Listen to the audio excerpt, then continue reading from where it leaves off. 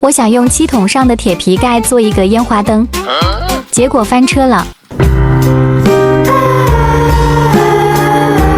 元宵夜，为了奔赴这场与绚烂烟火的浪漫之约，我决心亲自动手，在家中打造一个专属于我的独特烟花。首先，用锤子将铁皮盖一点一点的敲平，直到敲成这个样子。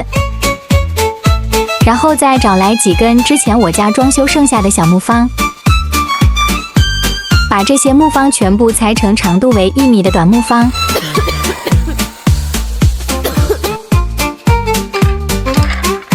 随后，在地面上定位一个基点为核心，将木方有条不紊的呈放射状逐一排列开来。接着再将铁皮盖放在中心，用钉子将木方和铁皮盖牢牢钉在一起。没想到中间的铁皮盖太软了，根本拿不起来，这可怎么办呢？但我始终笃定，办法总比困难多，半途而废从来不是我的行事准则。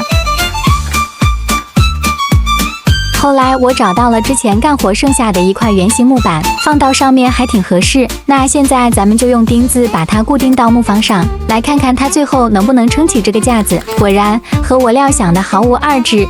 当把木板添加上去后，整个结构瞬间紧密相连，稳稳当当的。架子定好后，我希望能与家人共享这烟花灯带来的浪漫，于是我决定把它安装在婆婆家。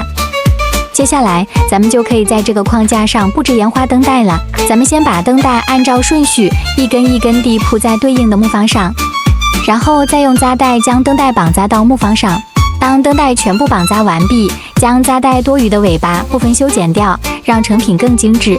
接下来，咱们找一根方管，将绑好的烟花灯放到方管上面，用钻尾螺丝钉将烟火灯和方管紧紧地连接在一起。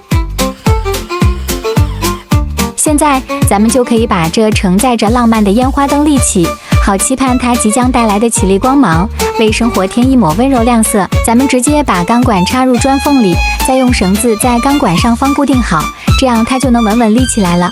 一切都已准备就绪，终于夜幕悄然降临。